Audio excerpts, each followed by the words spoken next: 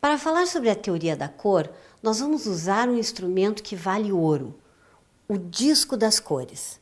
Vamos então construir o nosso? Imaginem um relógio redondo de parede. Nele vão ser representadas as 12 cores, que são classificadas em 3 grupos: cores primárias, secundárias e terciárias. As cores primárias são formadas por pigmento puro e, por essa razão, são indecomponíveis e formam todas as outras cores. São elas vermelho, amarelo e azul e ocupam as posições 12, 4 e 8 do nosso disco. Observem que essas 3 cores estão equidistantes umas das outras e, por essa razão, formam um triângulo equilátero. É simples, não? Vamos em frente. As cores secundárias, por sua vez, são formadas pela união de 2 cores primárias na mesma quantidade.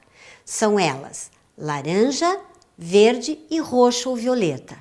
O laranja é a união do vermelho com o amarelo, o verde do amarelo com o azul e o roxo ou violeta do azul com o vermelho.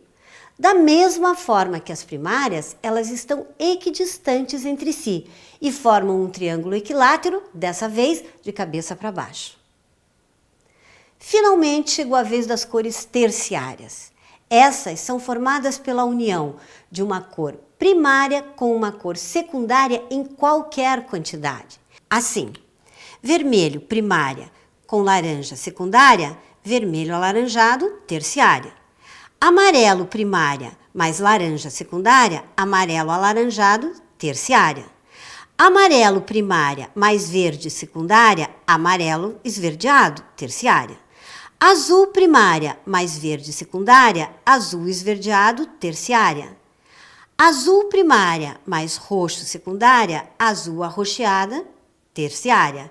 Vermelho primária mais roxo secundário, vermelho arroxeado, ocupando as posições ímpares do nosso disco.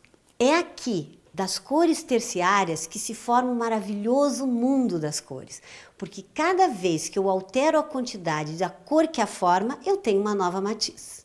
Ok, agora que vocês já sabem as 12 cores que compõem o disco, vamos para a parte mais interessante, que é a relação entre as cores. Afinal de contas, cor com cor deixa a vida muito mais interessante.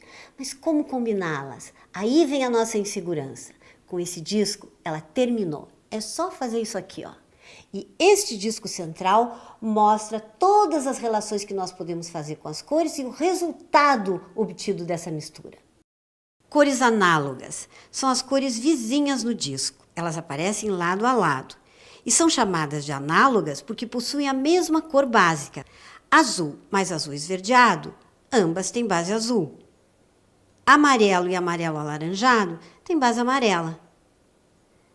Cores complementares se encontram em lados opostos do disco e, por essa razão, são as que oferecem maior contraste entre si. A cor complementar do azul é o laranja, do vermelho é o verde e do amarelo é o roxo. Sendo assim, se quisermos destacar o azul, devemos colocar ao seu lado o laranja. Vale lembrar que, se juntarmos 2 cores complementares na mesma quantidade, elas se anulam, formando uma coloração cinza e às vezes marrom.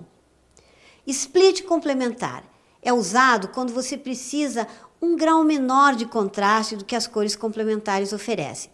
Vamos considerar o verde. Se eu quiser um alto contraste, utilizo o vermelho, sua cor complementar. Mas se a ideia é conseguir um contraste mais leve, eu utilizo a cor da direita e da esquerda do vermelho.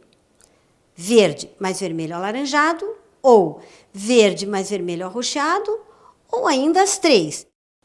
Tríades. Elas nos mostram como usar 3 cores com a mesma distância entre si no disco. Por exemplo, vermelho mais amarelo mais azul, uma tríade primária.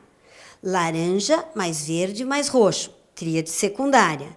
Vermelho alaranjado, amarelo esverdeado, azul arroxeado, tríade terciária.